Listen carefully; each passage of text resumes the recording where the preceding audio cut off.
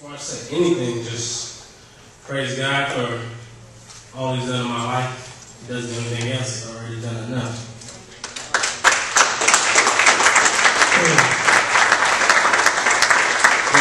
The enemy definitely was trying to get me discouraged today. How many know how easy it is to change brakes? You can go to what, an hour? I just changed my front axles and my front pads. It's taken 4 days. Today was day 4. I was at the shop from 7 a.m. until 3 p.m. Granted, I'm supposed to burn a DVD, put together a playlist. So by the time I got home, I didn't have the time to do anything but take a shower and get dressed. So about 2 hours ago, you should have seen what I was looking like. But it's definitely a blessing to be here. You know, God definitely has a plan. I didn't think I was going to get here on time, but I'm here. And I praise God for that. Thank all of you for taking time out your busy schedules to come. So there's some people that are here that I want to acknowledge. Let's see, we're going to start with my brother first, Otis Amey. He's my biggest role model. It's the first time I'm actually telling him this.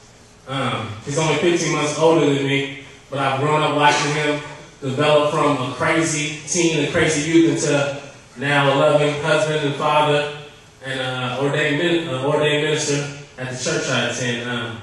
My beautiful wife, we've been together. We've been married for 7 months now. We've been together for 10 years.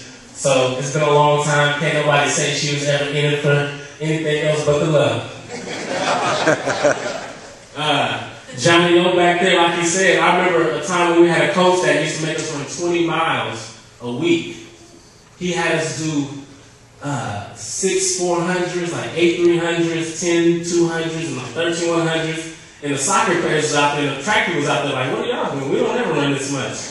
But Johnny would be right there on the 200 on the turn like, come on, FOA, come on, friend, what do you want to be? You know what I said? You're an All-American, what do you want to be? And I just would keep running, keep pushing, and it always motivated me. I don't know if you knew it, but he was always my #1 dude here, always my main motivation. Now I got guys, I can still come in here and train. We got Coach Brooks, the head strength coach of Sacramento State here today. I'm glad he came out. Also my man Team-Dynamix. He used to do the tickets. I know he got promoted now. You know, he got the college shirt on. Lloyd, I'm still waiting on my Letterman jacket. You know, Lloyd used to always give all the alumni, when they finished playing, he used to always give them Letterman jackets until 2003. See, but the thing is, I stopped playing in 04. So I saw my brother get his nice Letterman jacket, you know, everything, and I never got one. So Lloyd, you got it. I'm still waiting on that jacket. Coach Ingham's here.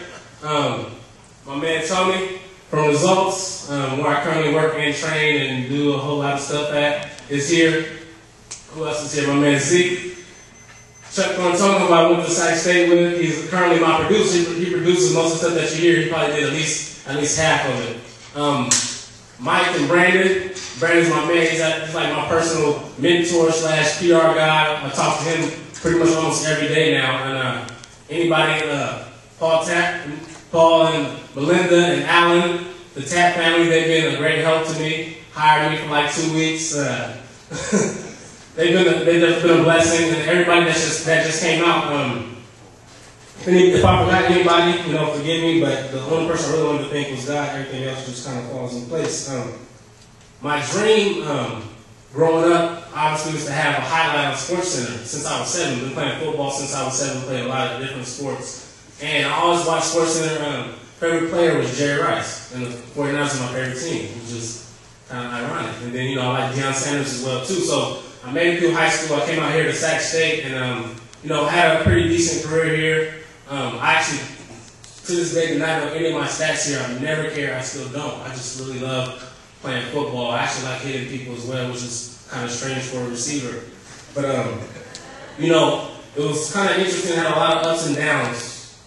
Just always been an overcomer, and I didn't know my entire life God always had me covered. Before I was saved, before I completely surrendered to Him, I didn't know that. But you know, I can look back on that now and see all the things that I did, all the dirt that I did, all the wrong thoughts in my mind and actions that I've done, and God still covered me and still allowed me to be in this position and be blessed. And I'm definitely happy to be back home. So how it happened that I ended up on the 49ers. I was told I was going to be drafted in the 3rd to the 5th round, and as you know, there's 7 rounds in the NFL draft. The first day I didn't get a call. The second day, it was the 6th round, kind of winding down now. And I'm seeing guys I've played against, guys in the East West Shrine game. In my mind, I'm thinking I know I'm better than a lot of these guys, but they're getting drafted. How come I'm not getting drafted? So to be honest, I was getting discouraged and very depressed. So I said, I'll put my phone on vibrate and go to church. So when I was sitting in church doing praise and worship, and my phone vibrated, went outside as the receivers coach Jerry Sullivan for the 49ers said, would you want to come play for us if you don't get drafted? Of course. And so 3 teams followed, the Patriots, the Bills, and the Eagles. So I didn't want to call any of my friends because all of them don't know about business decisions. They're like, oh, Patriots. At the time, Patriots won back-to-back, Tom Brady. Of course, go play for the Patriots. But at the time, I also knew that Arnett Battle was the starting permanent trainer for the 49ers. They wanted to move him to receiver, so they had a vacant position open. So, of course, like I do with everything, I prayed first, but I had to make a fast decision. So I decided to play for the team that was my favorite team and grew up watching.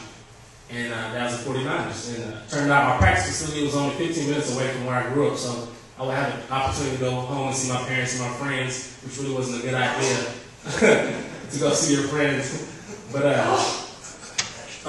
my motto when I got to campus, if you guys know, they have double days, 2-day practices, and I would possibly get in 2 to 3 reps in 2 practices. So I would only get in 2 to 3 plays in 2 practices. So I was doing pretty much what all you guys are doing, just sitting back and watching practice. In the full gear, helmet, and everything, wondering when I was going to get my chance. On the depth chart when I came in, they had 5 receivers on the right, 5 receivers on the left, and my name was in the middle on the bottom with no position. And when I first came, it was Alex Smith's first year, and it was Coach Mike Nolan's first year, and he put his arm around me and said, son, we don't know if you're going to make it here, but we're going to give you a chance. So that was very encouraging. When I first came in, he said, we don't know if you're going to make it, but we're going to give you a chance. So my motto, what I would do every night, since I wasn't getting a lot of opportunities, I was opening up my Bible first, getting the Word, then I opened up my playbook, which is, I do not lie to you, like this thick. And we somehow had to learn all these plays. So the first time, this local guy here named Keith Lewis, who went to Valley High and was on the team, he was known for laying folks out. He didn't wear the gloves and the wristbands, anything. He would come and try to bang you in the drill or anything. So they had a play where they tossed it to the running back, I believe Kevin Barlow to the left, and they told me I had to come and crack down on him. So I'm like, okay, it's no problem, I don't mind hitting. He's that guy, so I can make a name for myself right here. So he's coming from where the cheerleaders are running full speed towards the running back. I'm running full speed at him. We make eye contact about 10 yards away from each other. We know we're about to do this. So at the very last second, when he's about this close to me, I remember closing my eyes, making contact, and when I opened my eyes, he was falling on the ground like this, going backwards, and I was over my, yeah. And the running back went and, got his little gain or whatever, and that was the first time I got noticed because that night in the meeting, the coach showed up on the screen in front of the whole team or organization, showed up like 8-10 times. Look at this play. This kid here wants to make the team, wants to make the team. So from then on, they'll give me more plays in practice. Didn't drop a single pass all camp, all preseason. Ended up catching Alex Smith's only touchdown pass of the preseason. I got a concussion, football coaches are crazy, so they love stuff like that. Against the Raiders, I made a tackle and got a concussion, but hey, they loved it. It didn't hurt my stock. It actually increased it on the tackle on special teams. And long story short, I ended up making the team when all my life, people are saying, he's not a big guy, he's not going to make it, he's not fast enough. Even my high school coach, when I left, would tell players, he's never going to make it. Which is crazy. Because